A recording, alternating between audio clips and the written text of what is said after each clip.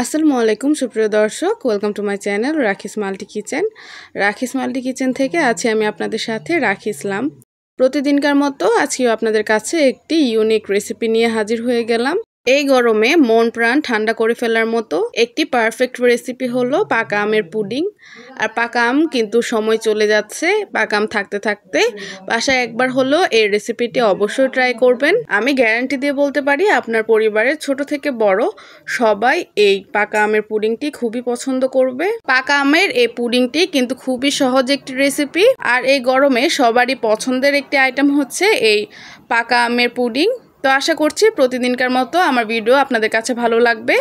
তো চলুন মূল রেসিপিতে যাওয়া যাক। আমি এই পুডিংটি আগার আগা পাউডার দিয়ে তৈরি করব। তার জন্য প্রথমে একটি মিক্সিং বলে নিয়ে নিচ্ছি 1 টেবিল চামচ পরিমাণ আগার আগা পাউডার এবং হাফ কাপ নিয়ে নিলাম রুম টেম্পারেচারের পানি। এবার পানিটা দিয়ে আমি এটার একটা মিশ্রণ তৈরি করে নিব। যেহেতু আগার আগা পাউডারটা একটু দলা বেঁধে যায়, তার জন্য প্রথমে আমি সবটা পানি দিয়ে দেইনি, অর্ধেকটা দিয়েছিলাম, তারপরে আবার অর্ধেকটা আমি ইউজ করলাম। দিয়ে আমি এই মিশ্রণটাকে ভালোভাবে মিশিয়ে নিব। এখানে কিন্তু কোনো প্রকার দানা দানা ভাব থাকলে চলবে না। ভিডিওতে দেখে বুঝতেই পারছেন কত স্মুথ একটা লিকুইড হবে। তো এই তো আমার আগার আগার মিশ্রণটা কিন্তু একদম রেডি হয়ে গিয়েছে।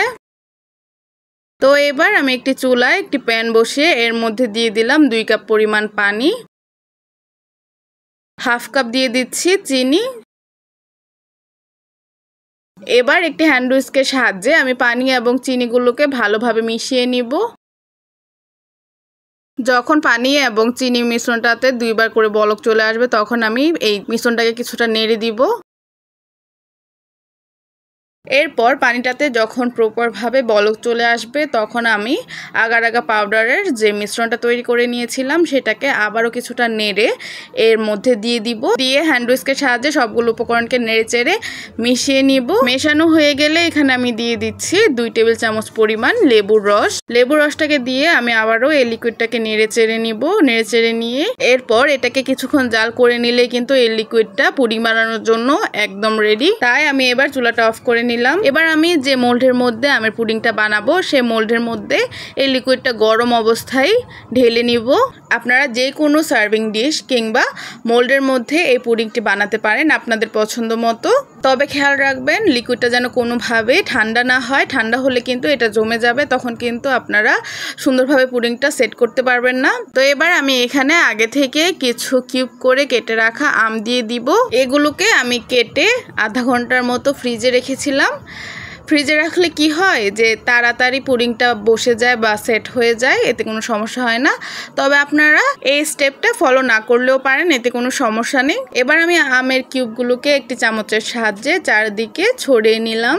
এবার আমি এই পুডিংটিকে ওভারনাইটের জন্য নর্মাল ফ্রিজে রেস্টে রেখে দিব। তো এই তো দেখতেই পাচ্ছেন আমার পুডিংটি কিন্তু খুবই ভালোভাবে সেট হয়ে গিয়েছে।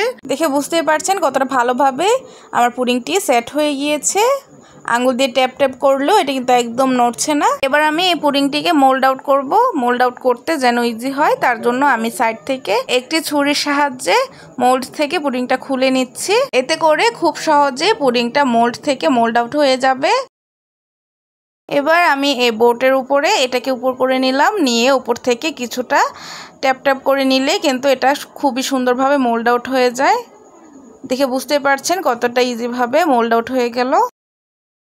তো এই তো ফ্রেন্ডস, আমার আমের পুডিং কিন্তু একদম রেডি। আর ভিডিওতে দেখে বুঝতেই পারছেন আমার পুডিংটা কতটা পারফেক্ট হয়েছে। তো এবার আমি একটা ছুরির সাহায্যে এই পুডিংটিকে কেটে সার্ভ করে দেখাচ্ছি। আমি আমার পছন্দ অনুযায়ী পিস পিস করে কেটে নিয়েছি। আপনারা আপনাদের পছন্দ অনুযায়ী পিস করে কেটে নেবেন, অথবা আপনারা আপনাদের পছন্দ অনুযায়ী সার্ভ করবেন। তো ফ্রেন্ডস, আশা করছি ভিডিওতে দেখে বুঝতে পারছেন আমার পুডিংটা কতটা পারফেক্ট হয়েছে। আর আপনারাও যদি এরকম পারফেক্টভাবে আমের পুডিং তৈরি করতে চান, তাহলে আমার সম্পূর্ণ ভিডিওটিকে ফলো করে বানাবেন, দেখবেন আপনাদের পুডিংও হবে এরকমই পারফেক্ট। তো আশা করছি আমার আজকের আয়োজন আপনাদের কাছে ভালো লেগেছে। ভালো লাগলে প্লিজ আমার ভিডিওটিকে লাইক কমেন্ট শেয়ার করবেন। আর আপনাদের কাছে একটি রিকোয়েস্ট রইল, আমার চ্যানেলটিকে প্লিজ সাবস্ক্রাইব করবেন, যেন আমি এই একটু একটু করে গড়ে তোলা আমার এই ছোট্ট চ্যানেলটিকে সামনে এগিয়ে নিয়ে যেতে পারি।